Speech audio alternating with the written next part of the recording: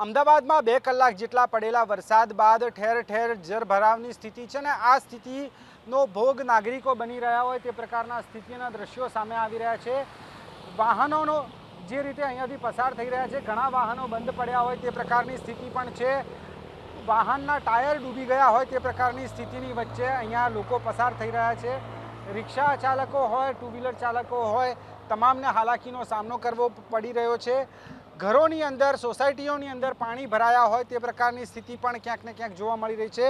અમદાવાદના પૂર્વીય વિસ્તારમાં ઠેર ઠેર જળભરાવની સ્થિતિ છે। હાલ આ જે દ્રશ્યો છે એ અમદાવાદના કુબેરનગર વિસ્તારની આસપાસમાં આવેલી સોસાયટીઓના છે કે જ્યાં સોસાયટીઓમાં પાણી ઘૂસી વળ્યા છે। સાથે જ જે લોકોની દુકાનો છે ત્યાં દુકાનના પગથિયા સુધીના પાણી ભરાયા હોય તે પ્રકારની સ્થિતિ છે।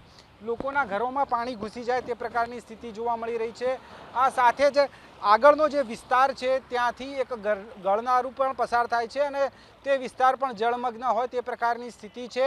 વાહનો ત્યાંથી અવર જવર માટે નીકળે ત્યારે તેમને પણ હાલાકીનો સામનો કરવો પડતો હોય તે પ્રકારની સ્થિતિ છે। કુણાલ ભાવસાર સાથે તેજસ મહેતા, ABP અસ્મિતા, અમદાવાદ।